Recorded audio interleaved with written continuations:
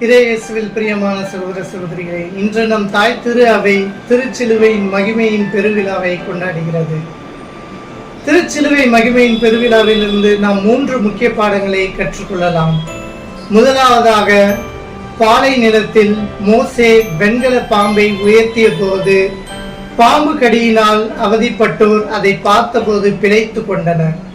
அதுபோல மானிட மகனும் சிலுவையில் உயர்த்தப்படும் போது அவரை உற்று நோக்கி நம்பிக்கையுடன் ஜெபிப்போர் அனைவரும் நிலைவாழ்வை பெற்றுக்கொள்வர் என்ற நம்பிக்கை நம்மிடையே பிறக்கிறது என்ற விசுவாசமும் நம்மிடையே பிறக்கிறது.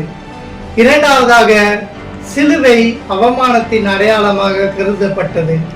ஆனால் ஆண்டவர் இயேசு அதை வெற்றியின் சின்னமாக மாற்றினார். அவர் அந்த சிலுவையில் 3 மணி நேரம் தொங்கினார். சிலுவையில் தன்னுடைய இரத்தத்தை பதிந்தார். சிலுவை ஒரு வெற்றி சின்னமாக மாற்றினார். சாவை வென்று மீட்பு உண்டாக சிலுவை காரணமாய் இருந்தது.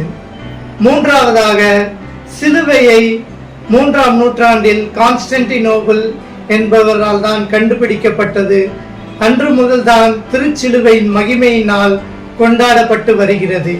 எனவே திருச்சிலுவையை நாம் ஆராதிக்கும் போது ஆண்டவர் இயேசு கிறிஸ்து நம் பாவங்களை சுமந்து நமக்காக கல்வாரி பலியில் இரத்தம் சிந்தி நமக்கு மீட்பு வழங்கியதை நினைவு கூர்வோம். நாமும் புனிதத்தில் வளர்வோம். ஆமேன்.